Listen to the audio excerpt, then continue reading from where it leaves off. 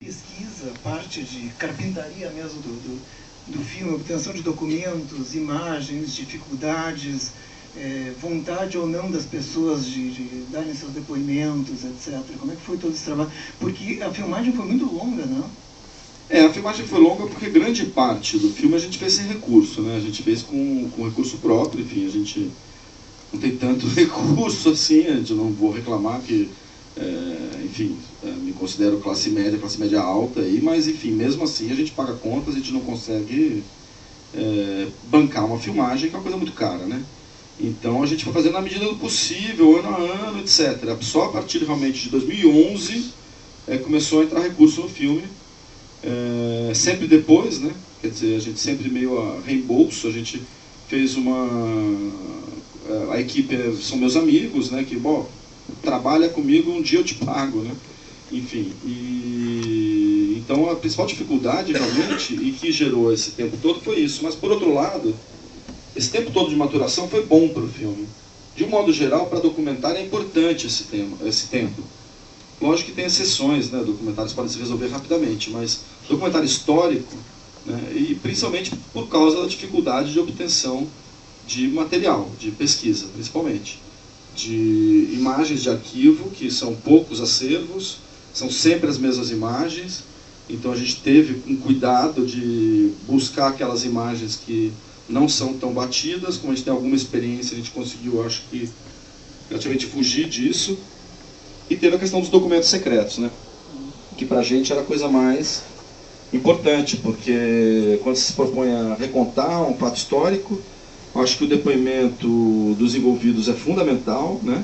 Para mim é muito valioso, às vezes até mais do que os documentos, mas é fundamental também você ter os documentos para ir batendo as coisas, porque as memórias são, né, enganosas, etc. E tem várias coisas que as pessoas não sabem, né? Até principalmente quando se trata do assunto como a guerrilha, por exemplo, né? Ninguém sabe, né? Assim, quer dizer, pela própria estratégia da guerrilha, né? Quer dizer, cada um sabe um pouquinho só, né? Então é uma descoberta até para as próprias pessoas que participaram, né?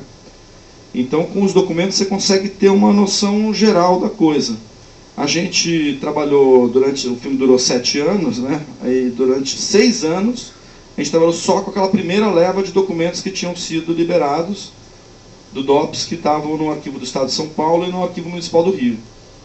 Por sorte, a gente pegou esse momento no final do filme, da Comissão da Verdade, também um momento que teve a primeira grande liberação de documentos, e que a gente, graças a Deus, os documentos da Iara, a maioria foi liberado nesse momento, né? No último ano do filme, quer dizer, até quando a gente fala no filme que a gente achou o menino, na verdade, é que não dá para explicar isso no filme, mas no final do filme, quando a gente estava finalizando o filme, já com o corte pronto, chega uma caixa com 800 documentos que citavam a Iara, né?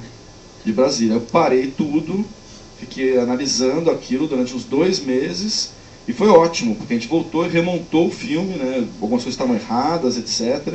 Outras coisas que fortaleceram e, ao mesmo tempo, fecharam, né? E, principalmente, essa questão do cara que era um menino na época, que isso é uma coisa que, até a chegada do documento, a gente achava que era falso, né? Eu me lembro que o Greenhalgh falou, toma cuidado com a história do menino, né? Depois até fiquei pensando se ele não tinha visto já esse documento antes, porque foi através dele que houve a primeira liberação de... foi ele que moveu o processo da família, e a questão da exumação só pôde ser completa porque apareceu um rascunho do laudo original do Pitex, né? Porque, como ele explica ali, só tinha um esqueleto, então não dava para fazer grandes coisas com aquilo. Foi graças a esse rascunho do laudo do Pitex, que sobreviveu, que era o perito da época, que ele conseguiu refazer com exames de balísticas, etc. O Dr. Daniel Munhoz conseguiu realmente provar que não foi suicídio. Então essa primeira documentação apareceu lá em 2003, 2006, mas só no âmbito do processo. A gente não teve acesso a isso. Teve acesso só através do Daniel Munhoz, uma pequena parte. O que foi ótimo, porque nessa leva de 800 documentos, justamente o rascunho do laudo não apareceu, né? Curiosamente. E algumas fotos do cadáver, né, também. Certo. Vamos passar a palavra para o Dr. Oneide Bobson, doutor em Sociologia, professor de Ciências da Religião, reitor da Faculdade ZEST e membro da Comissão Estadual da Verdade, que é parceira do Cine Bancários nessa sessão. Bem, professor Oneide, a Comissão da Verdade não tem a função de juiz nem de Ministério Público e poderá apenas recomendar, por exemplo, uma eventual revisão na lei da anistia. A Comissão da Verdade ela pode ficar apenas com o valor documental? Corre esse risco?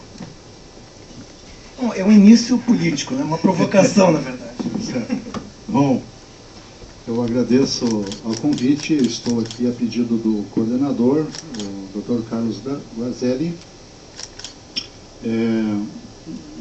Sou mais habilitado para analisar textos, não tanto filme, mas antes de entrar nessa resposta, que é bastante problemática, eu gostaria de dizer que quando eu olhei pela primeira vez em casa esse documentário, esse filme, a gente sentia que tinha uma originalidade. E eu não conseguia precisar bem qual era a originalidade em relação a outros tantos comentários que a gente viu nos últimos anos a respeito desse período da ditadura militar. E agora, na sua fala aqui do diretor, ficou bastante evidente, porque eu tinha preparado um texto, escrevo o que eu vou falar, mas aqui eu vou tentar ficar mais livre.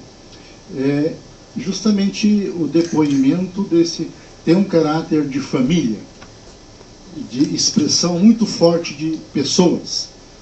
E isso, nos relatos que nós escutamos seguidamente na Comissão da Verdade, a gente tenta resgatar esse lado pessoal, porque muitas vezes, eu venho da ciência política também, na ciência política a gente conta a história sem gente, muitas vezes. E acho que o filme e as nossas coletas de depoimento resgatam esse lado familiar, esse lado humano, né? É o que muitas vezes, num contexto de repressão, é o que faz a diferença, né? Que tu não consegue mudar a estrutura, não consegue mudar minimamente. Quem faz a diferença, né?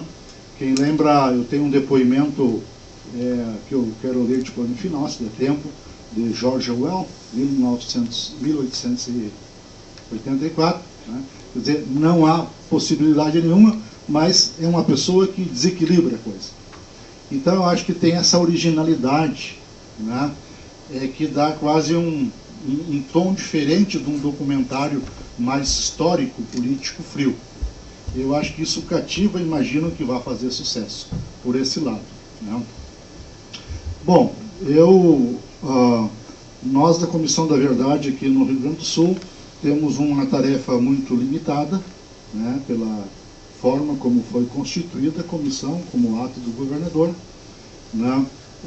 Temos algumas ações que daqui uns dias vão aparecer mais publicamente, que a gente está tratando, né, questões mais uma ou outra de impacto, mas de fato a Comissão da Verdade não é juiz, não julga, não condena e nem nós, diferente da Comissão Nacional, nem convoca, a gente convida. E temos ouvido muitas pessoas. Eu acho que nós chegamos tardiamente na história do Brasil, né? Mas antes tarde do que nunca, né? Porque eu acho que o que a gente vê, né? A Comissão da Verdade, para mim, é um espaço do Estado para aquilo que está acontecendo antes dela já na sociedade.